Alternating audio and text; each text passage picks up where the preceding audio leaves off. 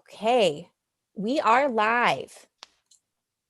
All right, well, welcome everybody.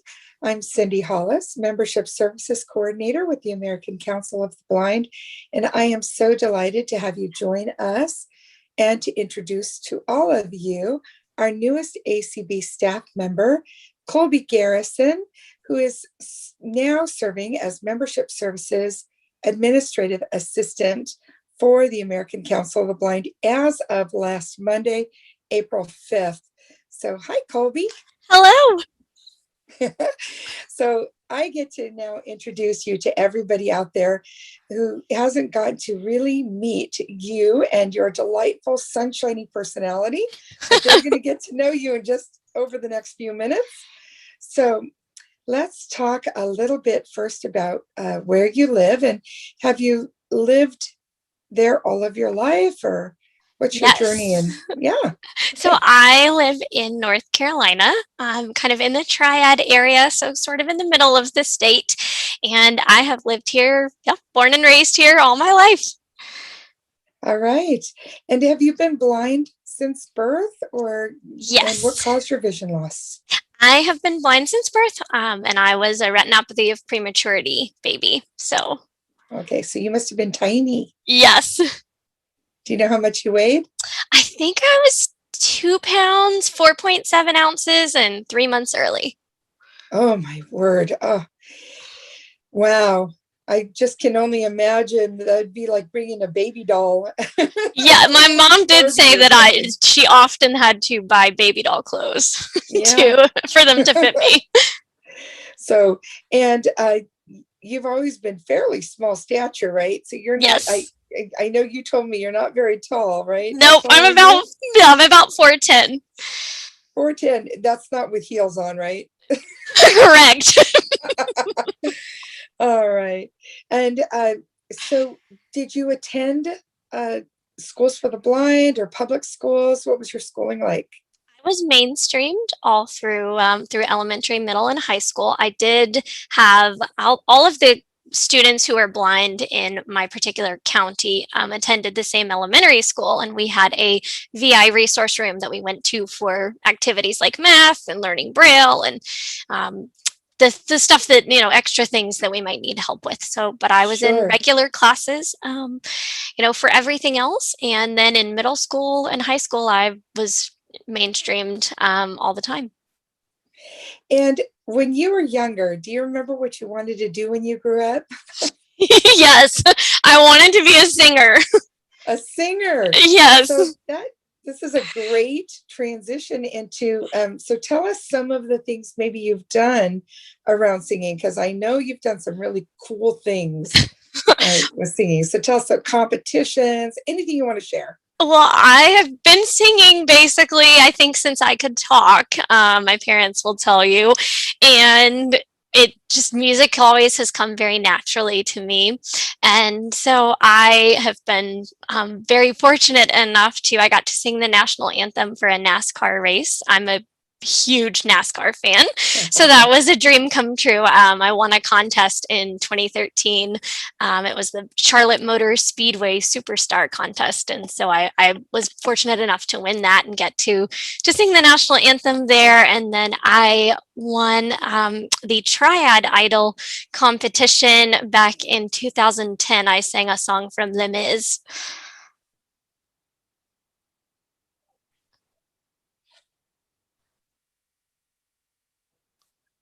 Oops. I hope I didn't get. Can you guys hear me? Yep, yes. We can hear you, Cindy. Okay. Sorry, I couldn't hear you anymore, and I didn't know. All right. And did you ever actually try out for Idol? I did. I tried out for American Idol. Yes. Yeah. In, oh my goodness, I guess it was 2016, maybe. So yeah, made it to through a couple of the rounds, never to the judges or anything like that, but it was a cool experience. It's like a circus, isn't it? Yes, when you're doing it is. Yeah, yes, it absolutely is.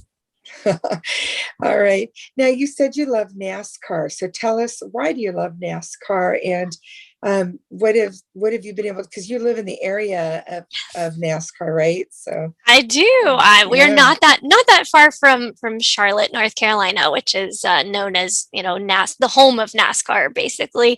But I remember it being on the radio occasionally, at my grandparents' house or when we were in the car with them growing up, and I followed it casually. And then in 2011, I got satellite radio so that I could, listen to all of the races. And that's when I really started paying attention. And I've just been a huge fan ever since. I am obsessed. Anyone who knows me will tell you that if you want to get me, going and animated, start to ask me questions about NASCAR because I just love this sport. I love how complex it is.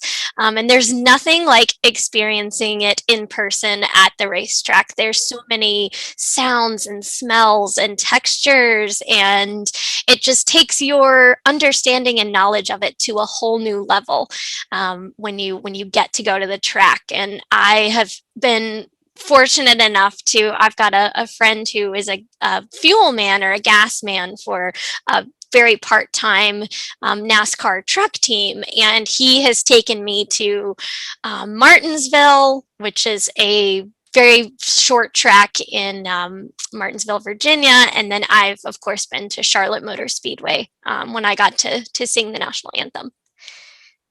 Fabulous. So if you're going out somewhere, like you're going to head to the game, one of the races, and beforehand you're going to maybe stop somewhere to eat, like where's your place to stop? Where's your food of choice? My food. Normally, when we're heading up to Martinsville, it's typically we'll stop at Bojangles. That's kind of Bojangles. What kind of food is that? Bojangles is they have like fried chicken and seasoned fries and pinto beans and rice, and so it's kind of that southern okay, sounds good. cuisine, if you will. It's a chain of restaurants, a fast food chain. But yeah, I love the name. Yes, Bojangles. Yeah. And what about siblings in your family? How many siblings do you have? I have a younger sister she's 3 years younger than me. And funnily enough, now my mom, my sister, and I are all administrative assistants. So my mom and sister, yeah, they work for banks, and then I work for ACB. So let's talk ACB. What was your first connection with the American Council of the Blind? My first connection would have been the ACB convention in Jacksonville, Florida. And I want to say it was 2005 or 2006. And 2006. Okay. I went and had my parents and sister went with me. And then we had a friend who went with us as well. And his family, he was also blind. And that was really my first introduction to ACB. And I just remember that entire experience. It was so much fun. And there was so much to see and do. And I got to walk with a guide dog for the first time at that convention. And that, of course, forever changed my life. And I loved how welcoming and nice and friendly everyone was. And then I kind of, I went to college and then court reporting school and things like that. And so I wasn't really affiliated with an organization per se, but I definitely kept up with what ACB was doing. I just sort of followed it casually.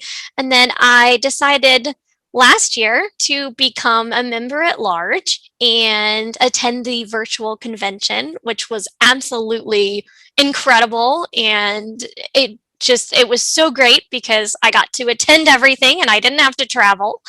And then I just got more involved kind of with the community calls, and I would attend ones that sounded interesting to me. And now I'm a member of 3 special interest affiliates and am a member of the North Carolina Council of the Blind.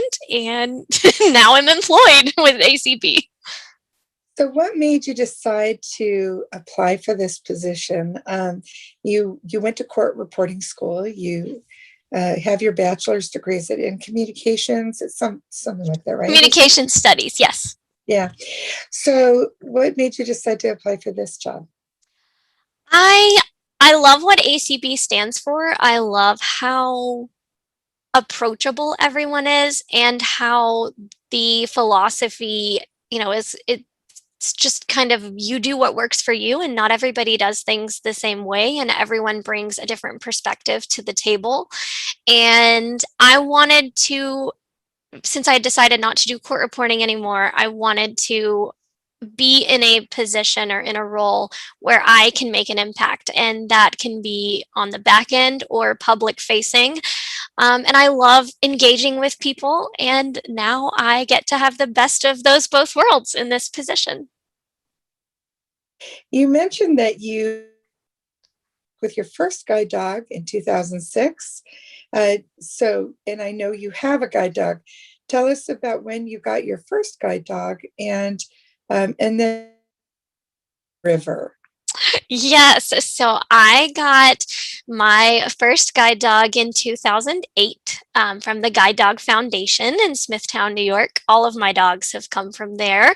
And her name was Sunny, and she was a female golden retriever. And Sunny opened up my world. Sunny changed my life. Sunny just showed me what was possible between guide dog and handler, and my self-confidence just grew, and I thrived with a dog versus a cane. And she just enhanced my independence and enriched my life in so many ways. You just can't describe. They can't be described in words or articulated very well in words.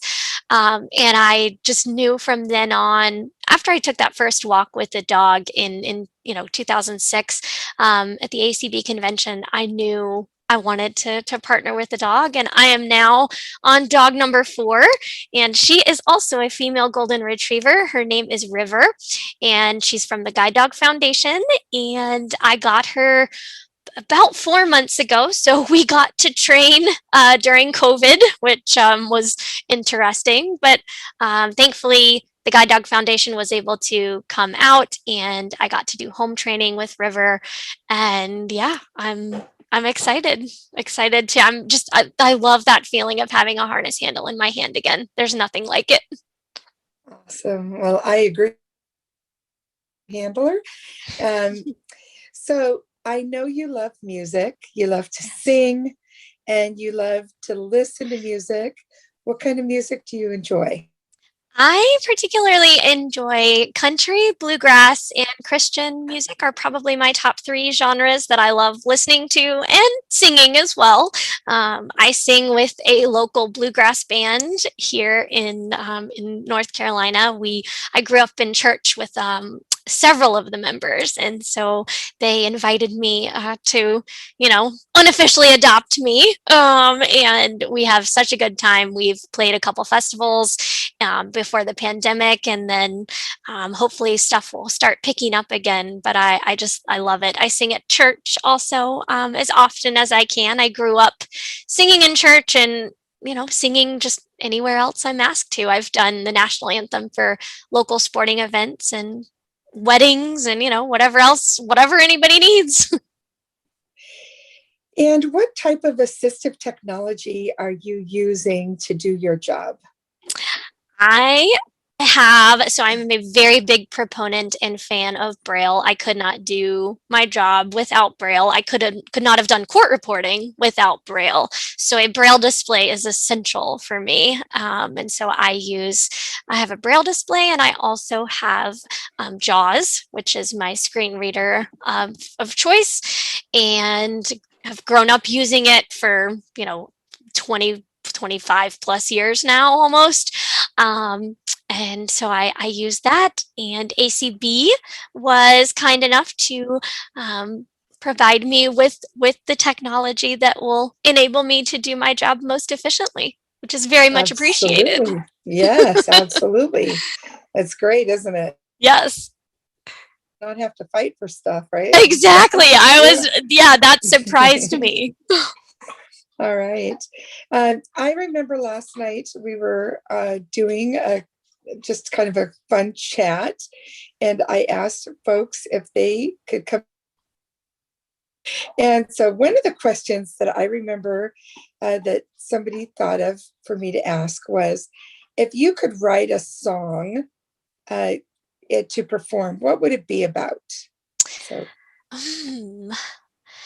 I love those songs that resonate with me. Like when I hear it and I love the lyrics and the melody, and I just immediately want to learn it, or if the lyrics, have a really good message. So I would like to write something that resonates with people and that, puts them in a place where they have hope. Mhm. And somebody else said that I should ask this question, and I remember it was one of the questions I asked you. So if you could, where do you see yourself in 5 years from now? And you don't have to say now if, because you are. So. Yes. Well, I will give you pretty much the same answer that I gave in my interview, but I would like to be in a place of my own. I currently live with my parents, and I'm very thankful for that, but I would like to eventually have a place of my own, and to be in a serious relationship, or if not married by that point, and working still for ACB. Awesome. That's great. If there was one thing that is there one thing that most people would not know about you? If you've heard me sing, you probably might know this, but something that a lot of people don't know is that I can yodel. Oh my gosh, I think yodeling is so cool. Okay. All right, come on, you have to do it. Give us a yodel. Come on, you can do it. This is great. Oh my goodness. All right, well, okay, I will attempt. Okay. All right.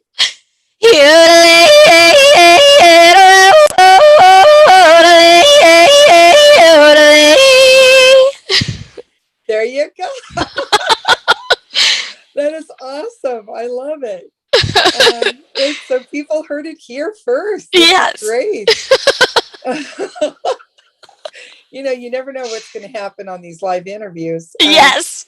That's okay. That's what I signed up for. I'm ready. That's right. That's right. You said it's part of our core values, right? Being flexible. So you just showed that you could be flexible. Yes, ma'am.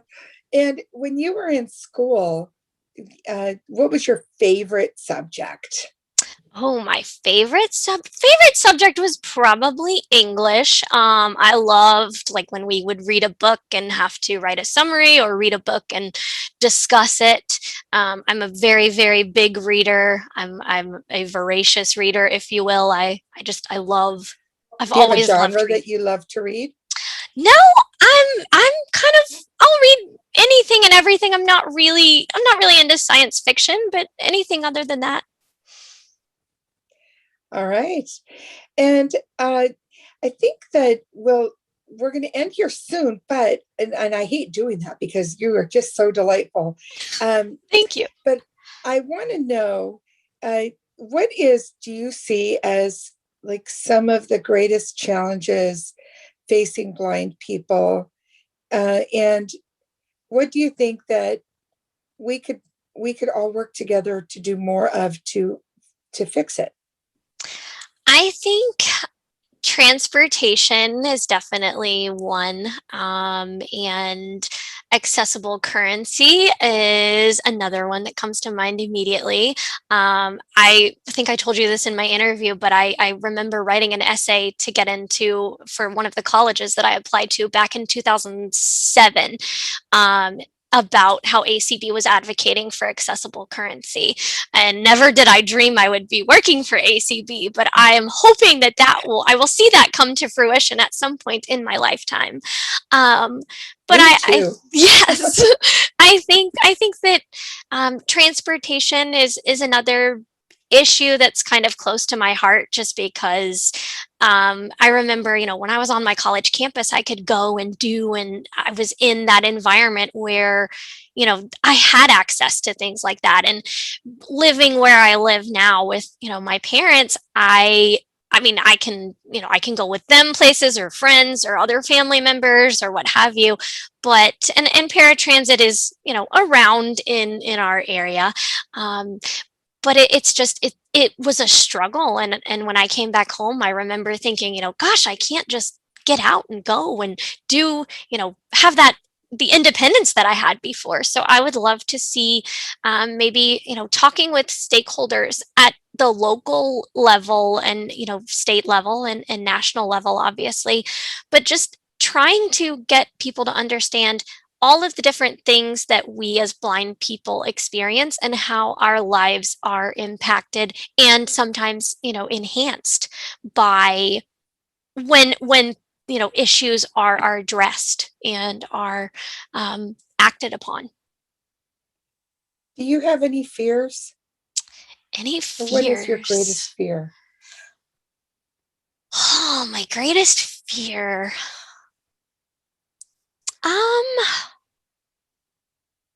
I would have to say my greatest fear would probably just be